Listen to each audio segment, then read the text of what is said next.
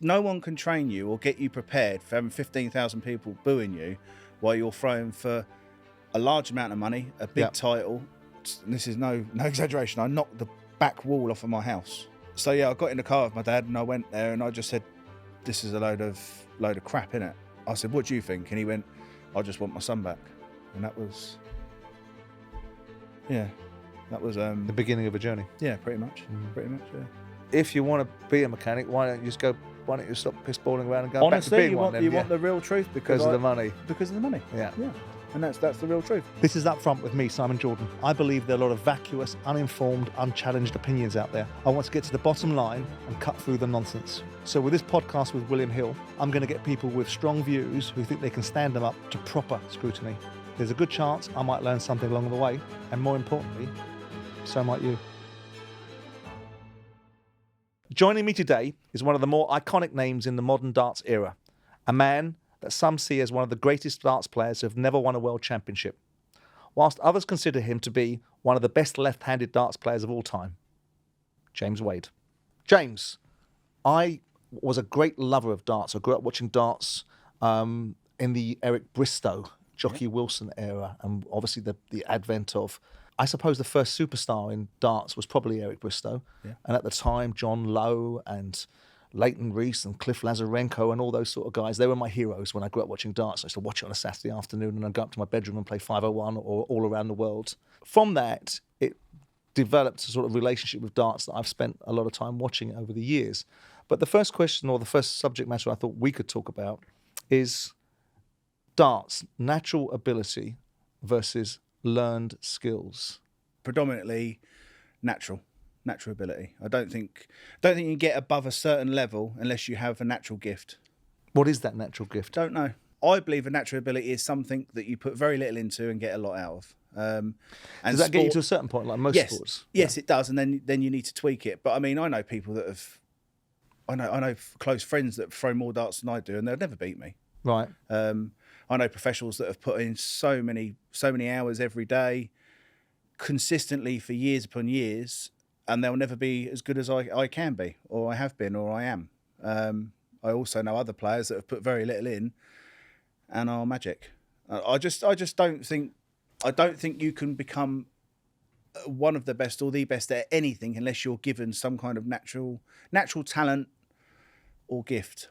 Because the question I would ask, and the pushback I would have on that if I had a pushback and debated your sort of orthodoxy, because obviously talent has to be part of it. You can't not have talent, can you? Because if you've got no talent, then you're completely out the window anyway. But in tennis, they talk about this idea that if you hit 10,000 balls a day or whatever it is, you're going to get to a certain level.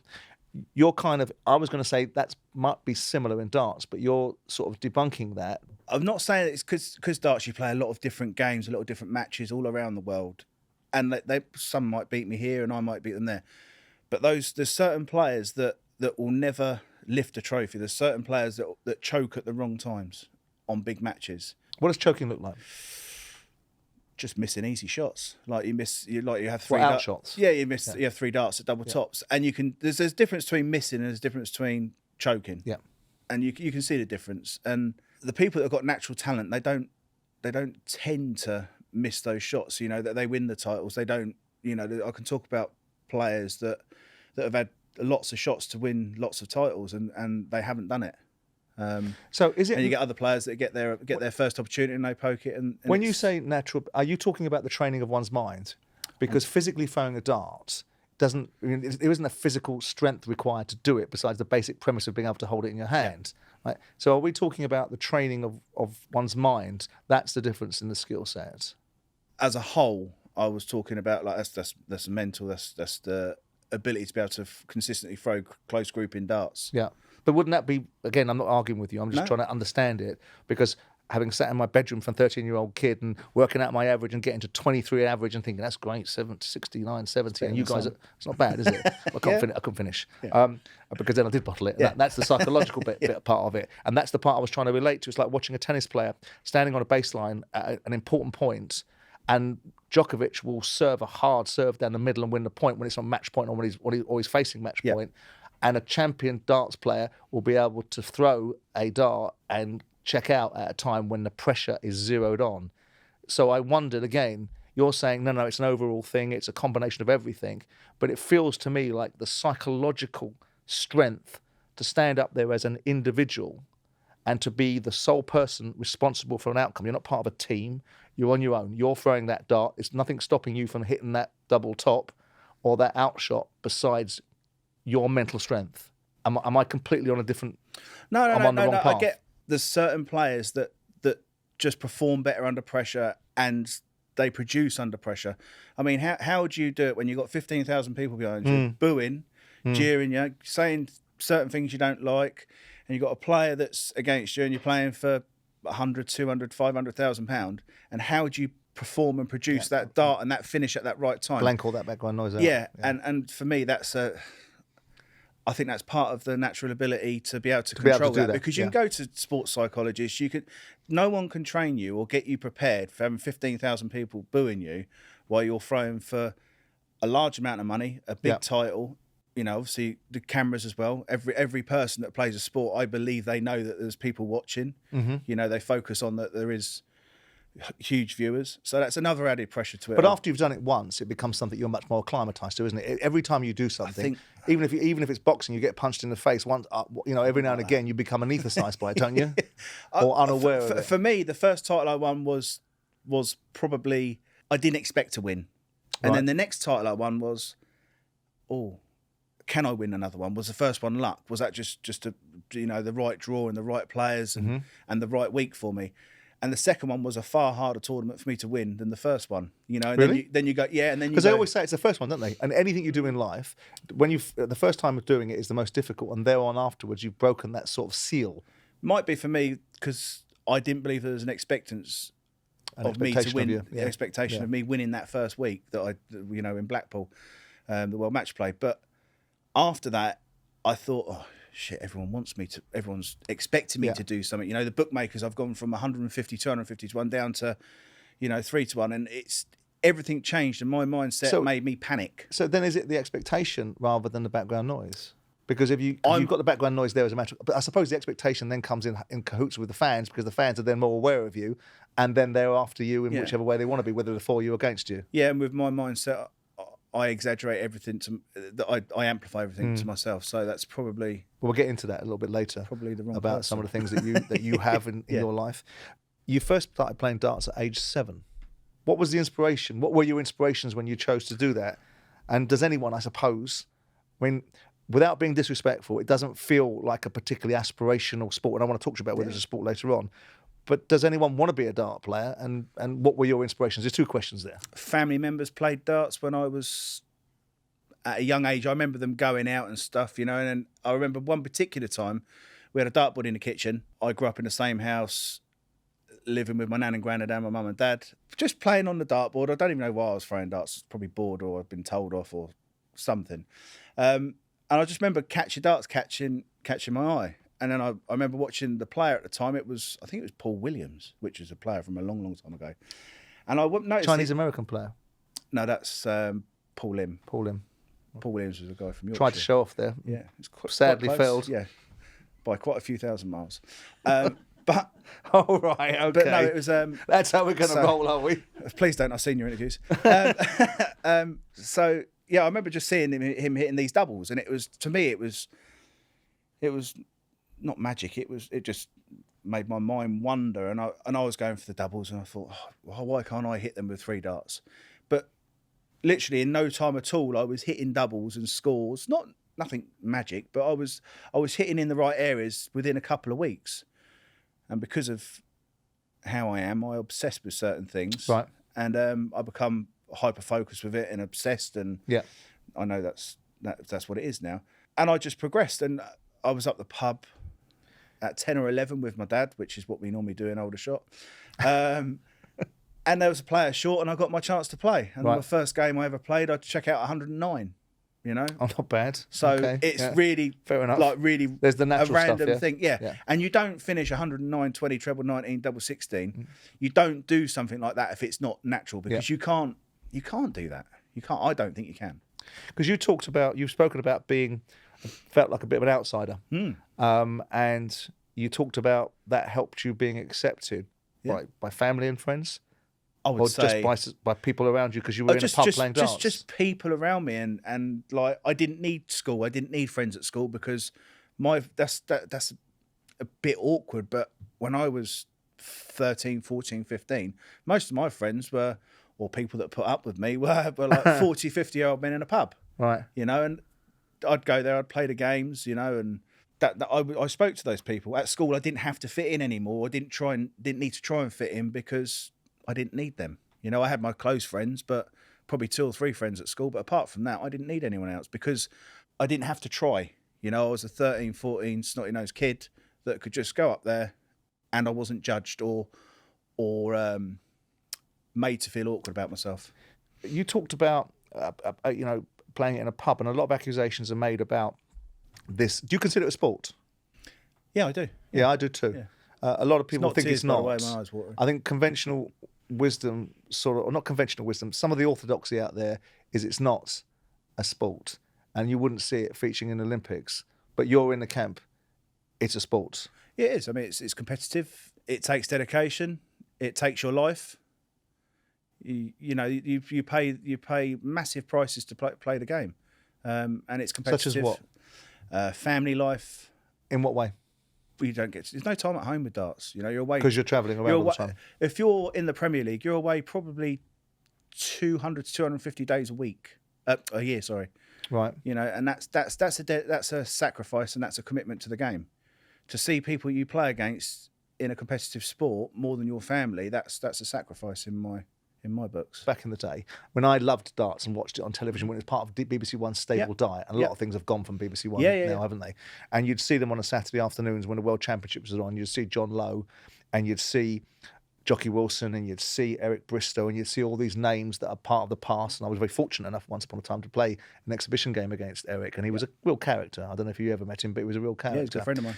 But and God rest his soul. But at that time, it was smoking and drinking, and everybody was overweight. Yeah, and it's now changed, and it's now become something far more. Wouldn't say sanitized, but far more professional in its outlook. And obviously, you've got 2 disciplines now. You've got the PDC and the BDO, haven't you? Yeah. When back in the day, it was just one. I suppose one of the questions that I would have, or one of the things I'm interested in understanding, is you've talked about the dedication of having to go around the country and play in tournaments, but that's in the pursuit of a career and the financial benefits that go with it, and that's a choice, right? But becoming an elite player, how quickly can you master this sport, and what kind of stamina is required to be an elite player? Because there's top players and there's an elite player. I think. Do you think you're an elite player, by the way? Yeah. Okay. I think I'm on a path at the moment where I've got to choose whether I continue to chase the top side of darts or I ease up and just slowly go down. But You're only 39, aren't you? Yeah. But I've had some bad health issues back end of last year, and it made me realise there's more to life than work and playing darts. And there's a lot more to it than that. When you're laying in a hospital bed in Germany and you think you've had something wrong with you, and they say you need to ring your closest person because you've got 6 hours, things could go. Concentrate your minds and prioritise things. Yeah, it does. I've got young children now as well. Yeah. So, I'm in that space. It's 6. I think 6 years you decide if you can see if a player is going to be something special or not. So we've alluded to this a couple of times, but you've been diagnosed with bipolar. So what was the process and the journey to get to that point? Being diagnosed, I was diagnosed eventually with bipolar and ADHD. At 27? Yeah, it's about that. 2011, right? Yeah. No, it's before then. Was it? Yeah, because I've been in a priory twice with it. Right. So the first time, I always knew there was something a little bit strange with me from ever since I can remember memories of, like what I spoke about earlier, fitting in school and not fitting in, and fitting in with people and not fitting in. I didn't fit in with many things. But when it all comes ahead I think it was 2009, I got a scaffolding company to put scaffolding around my house. And I knocked, and this is no exaggeration, I knocked the back wall off of my house, like put props up. And I literally knocked the back of my house off. I started taking the roof off. And this happened in a real short space of time. And my manager at the time, he said, what the fuck are you doing? I went, I'm having an extension. He goes, James, you can't have an extension. I said, why is that? He goes, you've got no planning permission. You've spent most of your money. What are you going to do it with? And I went, I'm just going to do it. And that was at the point where I'd just gone off. I wasn't even in this worldly. I wasn't thinking. And who took you to where you needed to go to be able to be properly evaluated? My dad, my dad never. Me and my dad aren't like that, so I didn't want to go to anywhere. And then after people talking to me for a long time, probably 2 or 3 hours, they managed to convince me that if I'm not going to go to there, will you go to the Priory? And I didn't know what it was. And I said, okay, I'll go. And then just as I was about to go, I said, no, I'm not going. And then my dad just said to me, can I take you? Yeah. And I was like, I tried, yeah. And I was, so yeah, I got in the car with my dad and I went there and I just said, this is a load of crap, innit? Along those lines. And he went, I said, what do you think? And he went, I just want my son back. And that was, the beginning of a journey. Yeah, pretty much, yeah. Yeah, that was when, but then when I got there, it was like a relief because then I knew there was something that wasn't quite right. And I knew there was an answer to it. It wasn't me just being awkward which I am very awkward, ask anyone that knows me. It wasn't just that, there was a reason for me being like I was. And as soon as that was discovered, it was like a massive weight off my shoulders. There's nothing wrong with being awkward. I'm a fully paid up member of the awkward squad myself. Yeah. So no problems there. Yeah. So yeah, that was how it all come to light, and it was probably the best thing I ever did.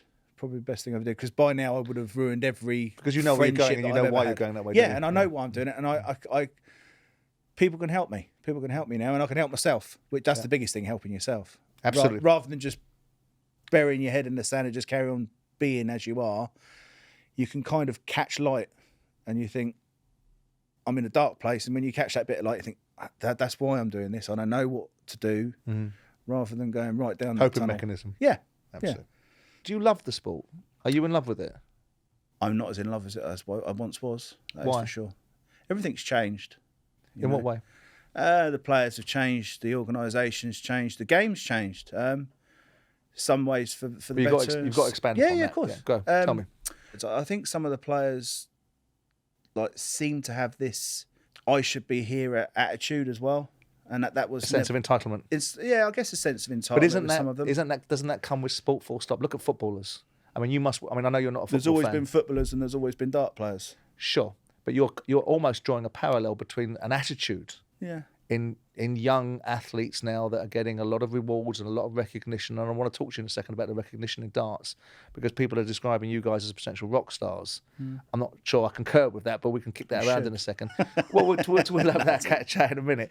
But this sense of entitlement, expand upon that. I get that's my word. You're talking about their attitude. I just think we're all a little bit more humble a few years ago. A little bit more. Well, don't sound like it, but some of the things you've got up to. Perhaps that's why the game's moved on. Well, it is why the game's moved on, and it's hard for someone like myself to change my outlook as much as it has changed, and to change the way I perceive the game and the way I perceive players and the way things are around. Do you think political correctness has come into the game? Yes, and I think that just does my head in with everything. That just but we won't talk about that bit. But yeah, no, you have to be polite. Not have to be. Yeah, you do. You have to be polite. Well, we have to be polite. You have James, to be. no. You have to be polite at all times, even if it's when you shouldn't have to be. If someone's upset you or offended you, you should be able to say, I'm not happy with this. But if you say it at the wrong time in front of the wrong people, you get ridiculed for it. Would that be an explanation for some of the observations made about you and some of your behaviour?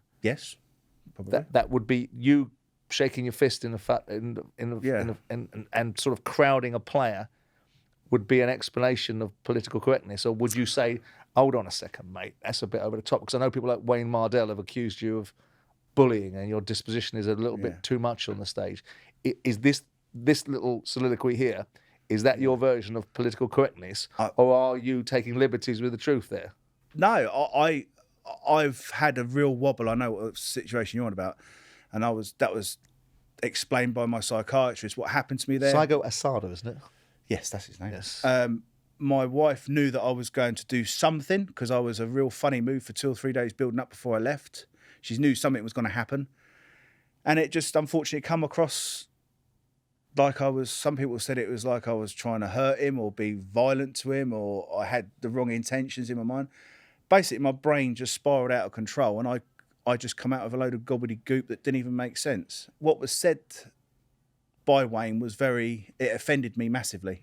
And it upset me, to question that if it was me using my problems as an excuse. But it wasn't just him. I mean, that's probably an unfair comparison, isn't it, if he did that? Mm-hmm. But the allegation of bullying and then being pulled up in front of the Darts Association is that they are things that you would need to contend with. And I'm not sure that I would agree with you. I am the last person that's part of the establishment. No, it's fine. I'm the first person to want to kick ass and take numbers and not allow people to take liberties with me.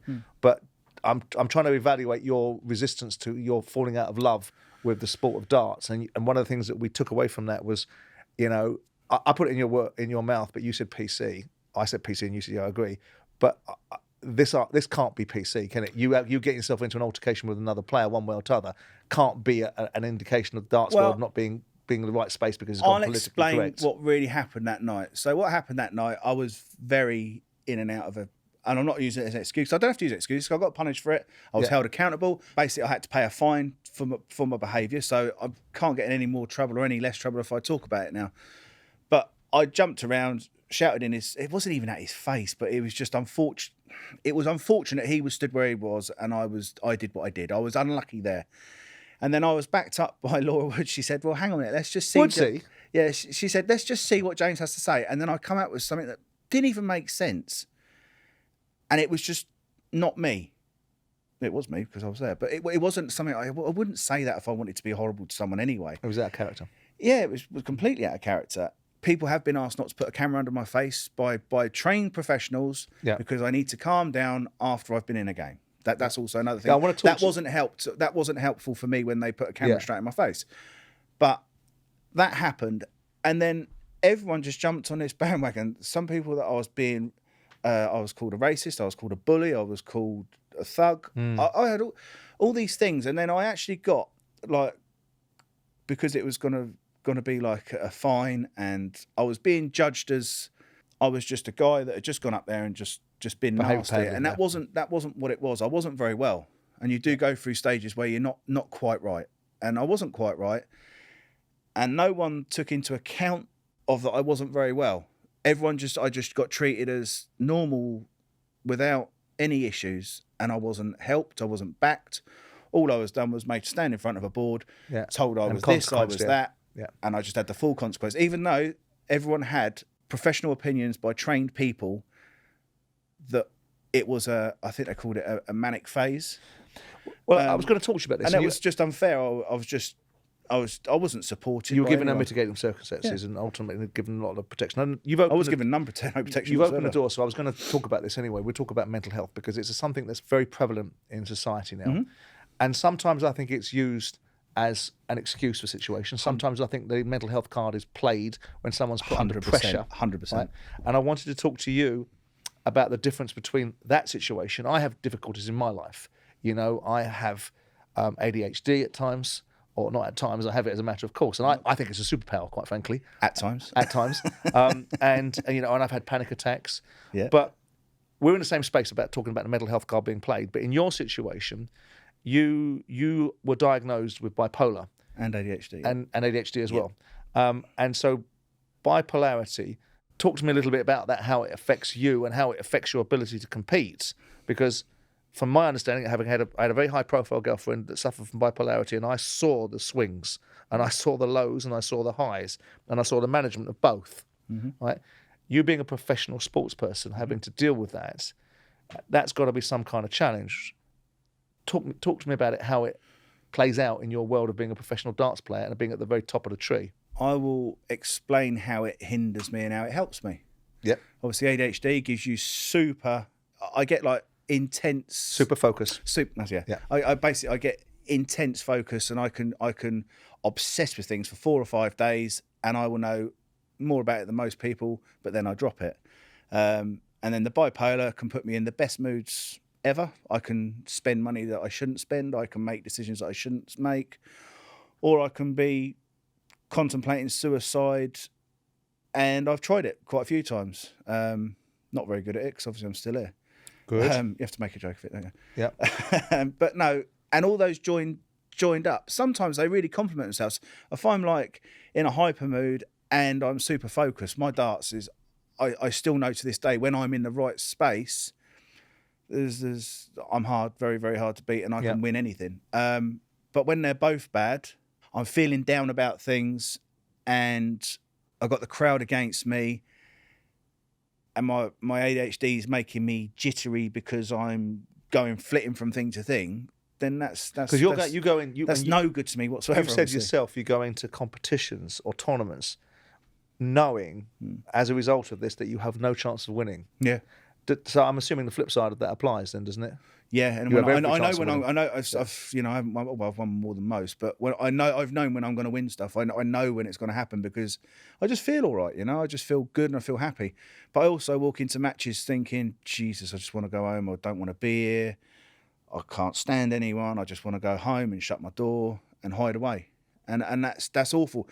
And there's nothing worse than when you lose to a player. And there's no way for you to overcome in the middle, and there's no way for you to deal with that. There's no way for you to be able to control yourself in that game, to be able to, even to a lesser opponent, as someone that shouldn't really actually be carrying your darts. Not when you're up there and it's all against you. Yeah. You just become like, I just have this spiral in my head that just gets bigger and bigger and bigger, and then I implode. Because you come onto this music, don't you? You come onto Dizzy Rascal Bonkers. I used to, yeah. I did that to make fun of myself before anyone else. People don't like it, do they? They push back on it. Yeah. What was when you got that sort of, I think, moral judgment from people who don't perhaps understand the reasons behind it? What was your sort of feeling about that? Because you obviously you've just said you do it because you wanted to send yourself up. First of all, I remember I played a game. I think it was might have been against Phil Taylor or something, and I'd just come out of the Priory, and there was a couple of people in the front of the crowd that had Nutter Jane.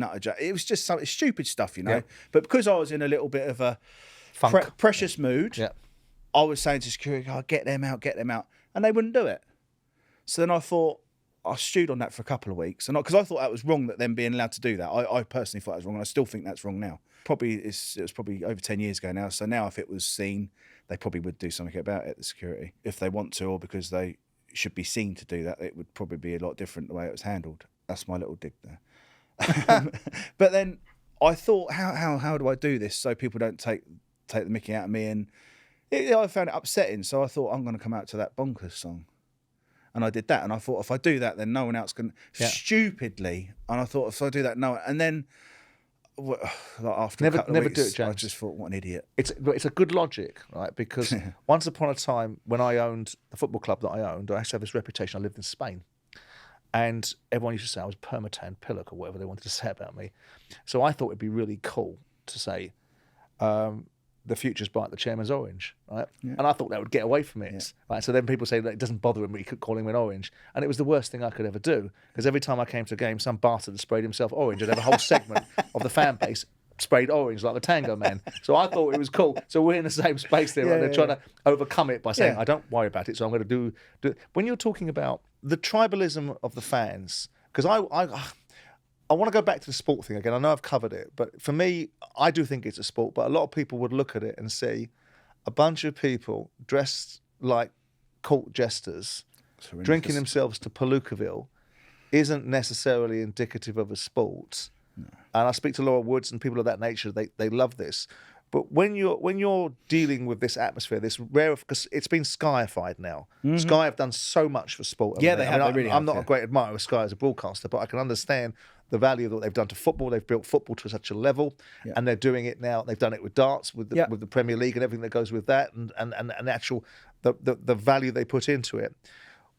How difficult is it when you're dealing? I mean, you've touched upon it earlier on about 15,000 fans screaming in the background, and an innate ability to be able to overcome that as part of the ability that you have to be a dart player. But this kind of spotlight, this kind of focus, how difficult is it to play in? How difficult? Because I talked to you about the idea that people are rock stars. How has that affected you as a person, or engaged you, or benefited you? I mean, we was always told, to be grateful for the people that turn up. show them that you appreciate them being there, have time for pictures and autographs and all that stuff. And I've always done that, and I've always... Do you like all that? Do you see it as a privilege? I see it as a privilege, yeah. Good man. Because without Well those said. people, you're nothing, you're Absolutely no one. right. And Well said. I watched a little clip of some footballers a little while ago that just walked past these kids and just left them, and it was like, how can you not... These footballers, And they'll there was a certain few footballers that just didn't give them like... Just it takes 30 seconds Absolutely. to smile, do a scribble. Absolutely. Even if it's not your best scribble, do a scribble. I agree. I'm And with just you. give them a little smile, because without I'm those with young you, mate. kids there, you are a no one, you're nothing. You're back to your normal job. And there'll come a time when people won't It's a want bumpy your ride on the autograph. way No, down. I agree with you, mate. But- I agree with you. I also think there's a time and a place, though, for the screaming and the shouting. And it's hard, It's hard that a crowd could affect your career, your earnings, and all the other stuff that go with it. If I went and parked outside a builder's van so he couldn't come out of his driveway in the morning, I'd be deemed as a bit of an idiot for doing that. But you can't have one without the other, can you? No. You can't have this opportunity for darts to be a lucrative career Yeah. without the visceral reaction from the fans, because the visceral reaction from the fans steers the broadcasters into It would wanting just be broadcasting. nice at real key parts of the game, just not asking like for every throw, Yeah, just when it's the big shot for the match or something like that, just to have a bit more decorum. just a little tiny weeny bit. Can't, not can a you? lot. How can you? Well- You're giving these people yards of L from dawn till dusk. You're not going to seriously Yards? have a decorum. It's more than yards, some of them. Yeah, I know. Yeah, I'm asking for the ideal world, and there's no such thing as the ideal world. Have you, given that this is now a sport that's getting real elevated in the public domain, and the recognisability of darts players is much higher than it ever was, albeit people like Eric Bristol I thought were very recognisable at the time, because you'd have Yeah, him on but BBC there with was- 25 million viewers, There right? was four channels, Yeah, wasn't there? absolutely. You're absolutely right. Are you surprised that the level of recognisability that you have, and some of the people that recognise you, you've got people like Prince Harry and Stephen Fry or MPs? Yeah, I mean, Stephen Fry loves darts. I mean, know he does, yeah. I mean, I've had some good chats with him, and he's come along to a few of the tournaments. I'm surprised by the people that follow me. I'm surprised, that I don't understand why some of the famous people that follow me would. I've got no idea why that would happen. Maybe because they're waiting for my next outbreak. I don't know. But no, and like I say, when you do get recognised and not shying away from it, it's the amount of money that. Do you like being recognised? Uh, Does it matter to you? no, No. it doesn't. Sometimes I feel uncomfortable. Uncomfortable, like Does it matter Not- to your not family? uncomfortable, not How old uncomfortable, are your it's- kids? 4 and 8 months, 7 months. Right, so they're not really in the Not cycle yet. of realising what daddy Not- is or what not daddy yet. isn't. Right. But the of getting recognised, I feel like awkward about it, not because What about when They're you're, what about when you're stopping trying to me. get a table in a restaurant? Does that matter then? I'll get to that one. But no, when I like stopped and they talked to me, I'm like, oh, are they going to have a dig, or are they going to say? That's, Do you really think that? that's more me though, not Yeah, them. That's right. that's my problem. The only time it does piss me off is when I've had it as well, when I'm out with a friend or my wife, and you're having a meal and someone puts their hands on the table, they lean over and go, oh wait, could I have a photo? And as they're saying it, they've got spit coming out of their mouth over your food. You're like, oh. Right. And even then I don't say fuck off. Right. I still like, but there's times and places, but being recognised to me that's not important. Some No. players, I've believed Yeah. it really is important for them. They put themselves out of their way so they get stopped and stuff. But for me, it's not. I play darts to play darts, and the recognition of what I've done, or I don't want that. I don't need that. I just hope that people that have watched me over the years, when my finishing is good, I can finish like no other, and I hope I've entertained people. Does this sport have enough characters to fill the void of, say, someone like Phil Taylor? Yeah, people thought that it didn't, and I thought it'll make a difference. It didn't. It didn't. You still get people, you go to tournaments and they're shouting there's only one Phil Taylor. Now I don't know if that's because they haven't realised that he's not playing, or because they like him. Some of the people I would probably think he still plays, but I mean, yeah, who do you think transcends? I mean, Phil Taylor, perhaps, and Eric Bristow, and the names that I remember they're from my different. childhood. They're different. They transcended the sport, didn't they? yeah, they're different. Who would do that now? Who does that now? I think the Michael game's- Van Gerwen. I don't think I don't think he's magic at what he's done. He's brilliant. He's a lovely. I could about call him a kid. He's a lovely bloke as well. But I don't think there's two that will carry the game like Eric Bristow and Phil Taylor did. Once in a while you get different people and they get a chance to influence what they do, and they had their chances and they were the big people at the time. Like I say, it could have been other people at those times and they wouldn't have shone like Phil and Eric both did. They were the right people At the right time. in the right place. Yeah. With the right rivalries at the right time in the development I of mean, British. Jockey and Eric. Terrible. He was, I suppose, Eric Bristow was the Muhammad Ali of darts, wasn't he? Yeah, definitely. He took it to that level, didn't he? And brought the finances in there, and he brought was the attention. Brutal. He was brutal. If he was having a conversation and he thought something, he wouldn't think He'd say twice it, of telling you. I remember him doing it. Yeah. Yeah, and he did it to me for years, and then all of a sudden he just said, "I like you. You're all right." And then we just started talking. I was waiting for him Did to that say. mean a lot to you? Not at first, because I just thought he was a bit of quite rude to me, you know. Really? So I just didn't think too much of it. And then when I actually knew it as a genuine friendship, it meant more to me than most things ever have, you know. And he spent Christmas at my house, a Christmas dinner with me, and I wouldn't let many people have Christmas dinners with me. And it was a friendship that really started to bond, and it got strong. And then the sod left me. So yeah, he died the day before my birthday. Well, I think he did that on purpose. But no, yeah, it was a real strong bond, and it was really nice. And then, unfortunately, he left us. Going back to you and the things that push you in the world, your mentality, are you driven by proving people wrong? Does that matter to you? Yeah, strangely enough, yeah, it matters more than most things for me. In what way? Because your background was you came from a mechanic, didn't you? And you built that up. If someone says, I hear it all the time, like, and I've heard it so many times over 20 years. Oh, he won't win anything else now. He's finished. He's done. Blah blah blah. And as soon as I hear that, and if it strikes me in the right place, I'll go out of my way. Then I become hell bent on doing something again. And you know, maybe that does affect my moods and the way I walk into tournaments, because stuff can change on literally like that. Yeah, I think I do. Yeah. Would you say? Because I mean, I suppose a question that follows on from probably in an unhealthy way. For me, it's the same. You know, I made a lot of money and I lost a lot of money, and I was in great positions in life, and it was never about the money. It was always about being better than the other guy, and I suspect some of it was also about being able to prove myself in every aspect. If you're going to do something, Cassius Clay, talking about Muhammad Ali, said, if I'm going to be a road sweeper, I'm going to be the best fucking road sweeper that there ever was. And for me, it's about being that. In everything I do, if I do broadcasting, I want to be the best. I want to be the very strongest at it. Not that you're seeing any example of that here, but notwithstanding that, we can but try, can't we? What motivates? I mean, I suppose it's a motivation, isn't it? I mean, I suppose by the very nature of proving somebody wrong, is that something that motivates you both in your darts and in your life? Because there's two parts to your life. There's your dart player, and there's James Wade, the bloke. It all goes back to being that little boy at school that doesn't fit in and tries his best to fit in with everyone, and he gets probably a hard time and bullied a bit. And then when I hear someone tell me I can't do something, I think I can. Yeah.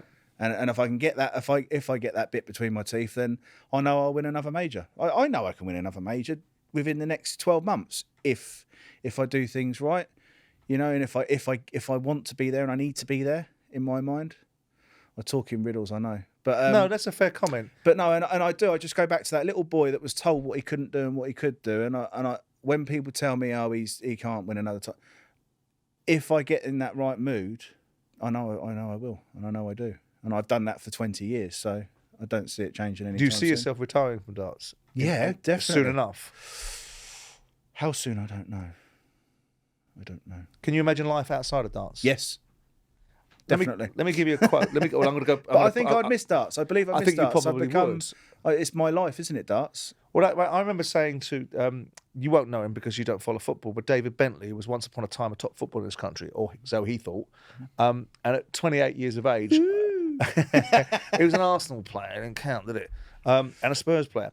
But I remember bumping into him in Spain, and I was sat around some friend's house, and he was standing at the bar, and he said to me, I'm going to pack it in. And I said, 28 years of age, pack it in. Obviously, they made a lot of money in football. Still not started, is it? And you haven't started, and you're gonna have a long time. What you feel now, once you've packed it in, you're gonna have a long time not to be able to do it. I suppose at darts it's slightly different because he had a physical limitation that ultimately he can't play top class football probably past his mid-30s. Yeah. Can you still play top class darts going into your 40s, into your 50s? Well, Phil Taylor did, didn't he? Well, there's a stat saying the stat is actually players get to their best, start winning tournaments and get to their best at 43. So I've not started. Is that right? Yeah, so I've not started yet. Oh, but I mean, back to the 28, you've not even gone for any hard times or any hardship of playing. But that might be money, mightn't it? It might be he made so much bleeding money that he didn't actually care till the motivation's gone. Yeah, I guess so. But I what it haven't struck made the that much point I money. was making, rather than talking about his Yeah. age, was Yeah. that he hadn't even Yeah. really begun. No, had he? no. And if you're, and by the statistic you've just given me, at 39, you're coming into your pomp at 43. Yeah. Then you haven't begun, and you want a world championship, don't you?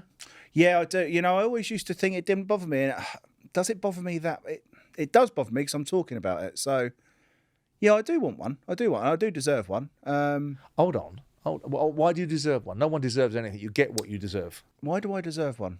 I know I do deserve one. Why? Unfortunately, I had a mishap in one of the world championships that I chose friendship over what benefited me to move on to the final, and there's no question of doubt I would have beat the person in the final.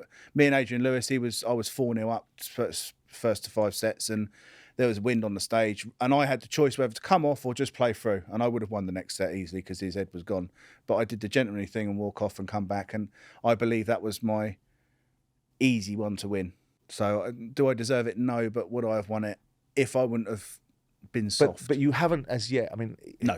I'm not going to go with you on this because I like you, but I'm not going to go with that perspective that you deserve one. Because in life, I think you get what you deserve, Yeah. good and bad. Yeah. You've had opportunities, as you've just described, Yes. and you've been in a variety of semi-finals. That was a very bold. But why can't you get over the line? In your mind's eye, illness, the challenges that you've got to carry around with you. I think one of the big things is it's a long time for me to keep a good mindset. Right. It's a bloody long time for me, 3 weeks to stay straight and keep upbeat. And secondly, the venue, every time I get to the venue, it just doesn't feel that exciting for me. I don't feel... What, a world championship? Doesn't matter. But you want one. Doesn't matter about what's there at stake. Right. It's the venue. It doesn't hold... I mean, lots of players say it holds the best atmosphere. For me, I think the best atmosphere in any darts venue is Winter Gardens, Blackpool. Right. Because it's close, it's Right. intimate, you can feel the pressure. When I go to Alexandra Palace, it feels a little bit cold to me, you know? It's just... Some venues feel Well, great I for feel some bloody people. warm when you got that trophy in your hand and a great big frigging check, wasn't it? Yeah, that would feel warm, I guess. But no, it's just, you know, you can't falsify things. You can't. You know, if it's one of your light venues, it's one of your light venues. If it's not, it's not. And you have drivers that have certain tracks that they love and do well at, and some that they don't. And you have players that play at certain venues that play well, and certain venues they don't. And for me, I still haven't cracked it. I mean, But you want it though, don't you? of course I do. So with that in mind, I'm just trying so to. what people need to do with you, everyone needs to run up to you and tell you that you don't deserve to win it. They do. You don't deserve to win it. You're never going to win it. Yeah. And with your logic, you're going to go and prove them wrong. Possibly. So you want to get everyone around you saying, James, you're shit. They do. Right? You don't deserve They to do win that this already. world title. They do that I'm going to already. read you a quote that's Yeah. attributed to you, and I want you to explain it to me Yeah. or expand on it. Try. Darts has given me a lot, Yeah. but it's also taken a hell of a lot away from me. It's given me a lot, as in financial. I've seen the world. I've experienced things. I'm not as shy as I would have been if I would have remained in Ashen Aldershot my life. So that's given me a confidence for my personality bigger than it ever would have been. I met my wife, and I've just become a better person. Darts has made me a better person through mixing from different all walks Travelling of the life. world. You know? Yeah, it's just made me richer in life. And it's taken from me. It's made me. It's exaggerated my mental health issues, 100% on that. It definitely has. But yeah, I think that's what it's taken from me. It's taken its toll on my mental health, and it's taken my toll on missing family life at home. And that has taken. Some people understand it a lot. Some people don't understand it. But for me, what it's taken from me is quite a lot. Quite a lot. I think it's exaggerated my health issues massively. Well, that's what I was going to ask you next. I was going to say to you, does it exacerbate some of the things that you suffer from? Because you and I share something in terms of ADHD, and I was going to ask you how you cope with that. What are your coping mechanisms? When I was having things like panic attacks, I don't have a problem with ADHD. I think for people that have the particular version of it that I have, I think it's a superpower. I think it's something that I can deal with very easily. I think it keeps me hyper-focused on subject matter, enables me to be able to multitask. It might mean I drop things down and get bored of them relatively quickly, but I'm comfortable with that. Yeah. Right? But for you, and when I was having panic attacks and I'd go off and see cognitive behavioural therapists, they'd get on my tits, quite frankly, because they wouldn't tell me anything I didn't already know. They'd tell me how wonderful it was, how much money I'd made, and how wonderful I was, successful I was. I was like, well, I'm having panic attacks. I can't be that bleeding successful, can I?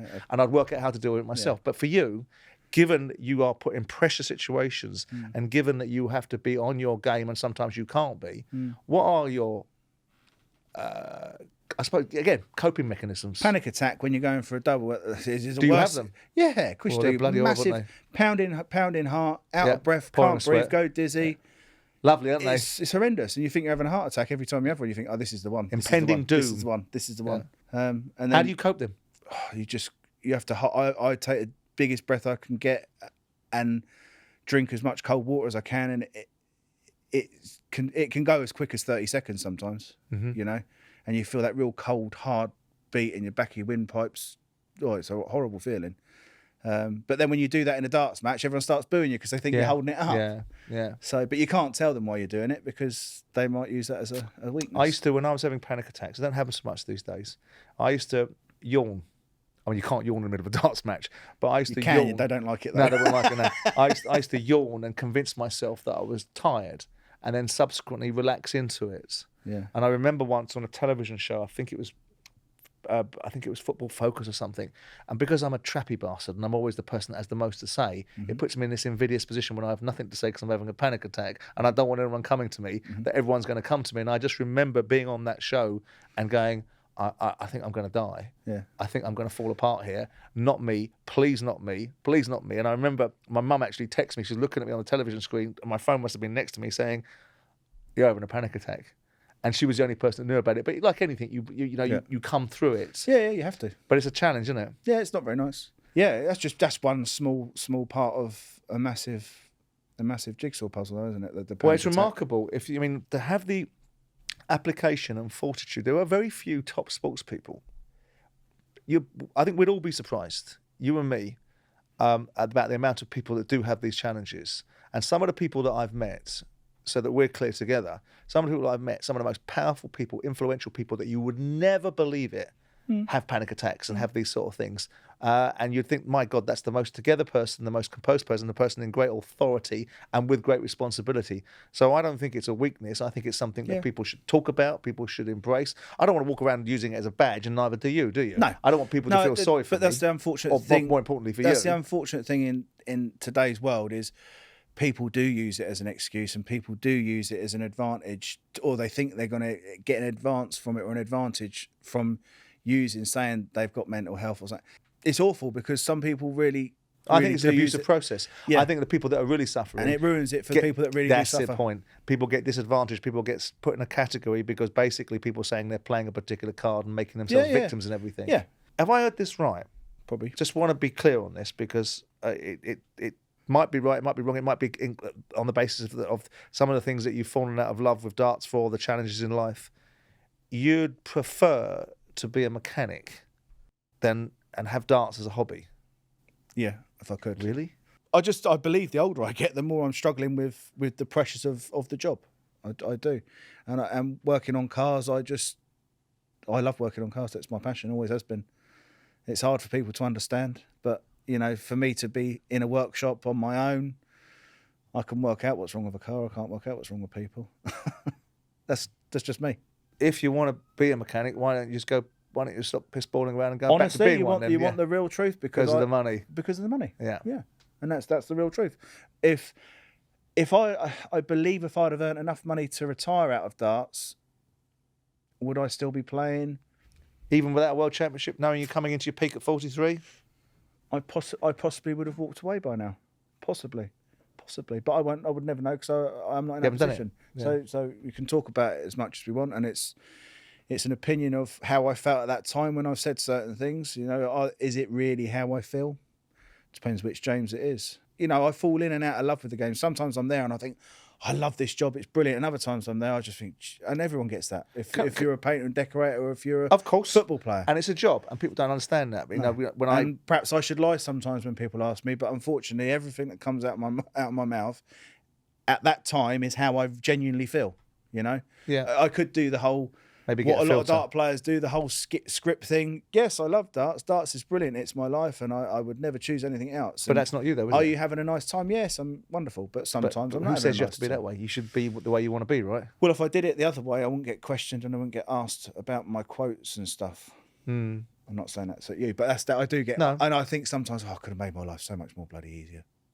But that wouldn't be you then, would it? No. And it wouldn't be the characteristics that make you the person that you are, that No. gives you an opportunity Yeah. to be at the top of your trade. Yeah. And ultimately, it's going to carry you to a world title if Yes. you find your way to liking Fingers the particular crossed. environment that you play in. Yeah, fingers crossed. Is professional sports helpful with people that are having slightly challenging mental health conditions? And do you think fans are truly accepting of, say, your particular mental health issues? Because they're out there, they're documented. I'm talking about them now. It's not because I've just pulled them out my backside. It's because it's people know about it. I think, depending on what sport it is, there's understanding and true support there, depending on what sport you're playing. Like, I can imagine if you're a footballer, they have to be seen as doing more because there's more people that look at it and it's more amplified. But then again, when it is bad, But do you? because there's so many people watching it, their faults are amplified there. What I do, there probably could be a lot more to support me. And Do you I'm think the quite media- lucky that when I do have a blowout, it's not as amplified as it would be if it was But a do you think the footballer. media and the pundits are supportive? I'll tell you why. Because every time I do a show on another guys and the subject of mental health comes up and people start talking about it, and you have some high-profile footballers, like Chris Kirkland, who played for Liverpool, that's had mental health issues. You've had Leon McKenzie, who used to play for me at Palace and went on to play in the Premier League for Norwich City, and a few other people that have come out with these very challenged times in their lives where they've had either suicide ideation or they've had real challenges in them, and the absolute outpouring. You can have the switchboard lights up like a pinball machine out of Tommy in terms of people wanting to come in and to talk about it, and also to want to be so grateful that people in what they will perceive to be either iconic, influential, or very strong-minded positions, because it requires strength of mind to be at the top of your sport, are prepared to talk about it. So do you feel that in your sports that you're given the credit that would necessarily entail for the way that you talk about it? Or the way that people know that it affects you? I don't think I should have any credit or have any. Or any recognition of it then? don't Because know, hang on, you've I think- talked about it being a challenge for you, Yeah, and you want fans not to give you a load of shit when you walk into an environment. No, it's not. I don't want fans to give me a load of. I've obviously come across wrong of it. Fans do give you, or crowds do give you, sometimes shit and sometimes nice stuff. That's part of it, you know. Would I like, at times, Some dispensation for it. perhaps when I don't get an interview because they're worried about what I'm going to say, sometimes I like to be treated with a little bit of a, he may bugger it up, but just let him have an interview, Yeah. you know. Bit of respect. No, not even respect. Just let me have a fair crack at the same stuff as some other players get. You know, I've been in the semi-finals of TV tournaments before and not even had a bloody pre-match interview. So don't. Well, judging by the state of this one, I'm not bloody surprised. No, there you go. But no, I mean, you have to let people out. Yeah, again, that's about people in the game that are far bigger than me and players. They haven't got a true understanding or a true. So that's my point. Yeah.